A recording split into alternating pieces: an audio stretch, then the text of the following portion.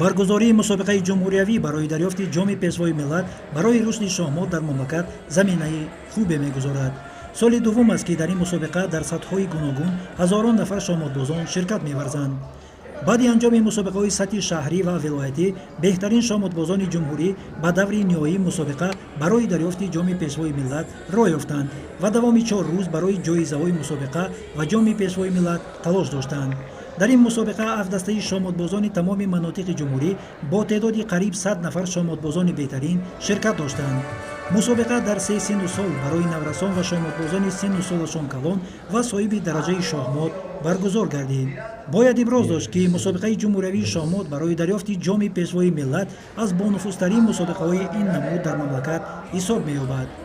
маблағи умумии ҷоизаи ҷоми пешвои миллат оид ба шоҳмот 100 000 сомонӣ аз ҷониби Кумитаи Миллии Олимпии Тоҷикистон пешбинӣ гардида барои ҷойҳои намоён дар бозиҳои инфиродӣ ва dastavӣ дар се синну сол пешниҳод гардид. бисёр мусобиқа хаёл мекунам бисёр пуршиддат буд.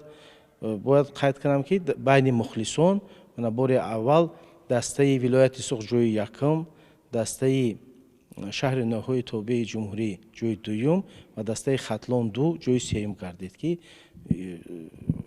ин бори аввал аст чунин натиҷаҳо ва ин нишон медиҳад ки ҳамин ҷоми пешвои миллат оид ба шоҳмот вазифаи худро иҷро карда истодааст. яъне ки масъалаи мақсади асосии ин мусобиқа тарғибу ташвиқи шоҳмот дар музофотҳо дар минтақаҳои дурдаст буд ки мана бубинед ҳам аз Хатлон, ҳам аз Суғд, ҳам аз шаҳри ноҳияи тобеи ҷумҳурӣ инҷо иштирок карда ғолиб гаштанд. даставӣ дар инфиродӣ бошад ҳам аз дастаи Хатлон 1, ҳам аз дастаи вилояти Мухтори Кӯҳистони Бадахшон ғолиб омаданд.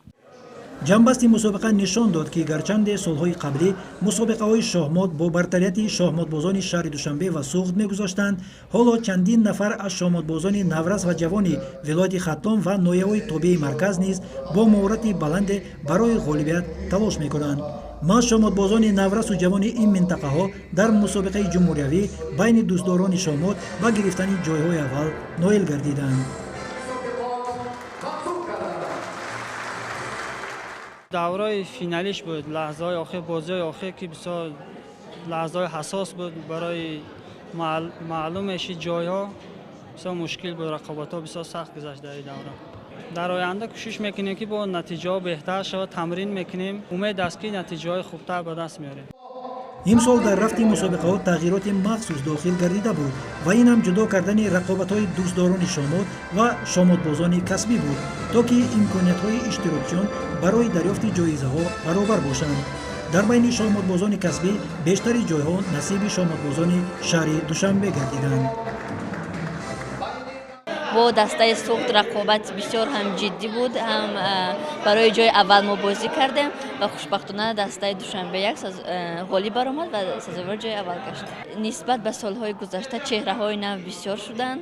мебинем ки бисёр ҳам ҷавонон махсус духтарон шавқи бисёр доранд. мусобиқаи шоҳмот барои ҷоми пешвои миллат намунаи олии таваҷҷӯҳи роҳбари давлат нисбати ин намуди варзиши зеҳнӣ мебошад. маз чунин мусобиқаҳо имкон мебахшанд ки имрӯз наврасони тоҷик дар ин намуди варзиш дар арсаи байналмилалӣ низ шарафи варзишии кишварро ҳифз мекунанд ва ба дастовардҳо ноил мегарданд. ҳоло шоҳмотбозон баргузории мусобиқаҳои навбатиро бесаброна интизор шуда ба онҳо омодагӣ хоҳанд дид.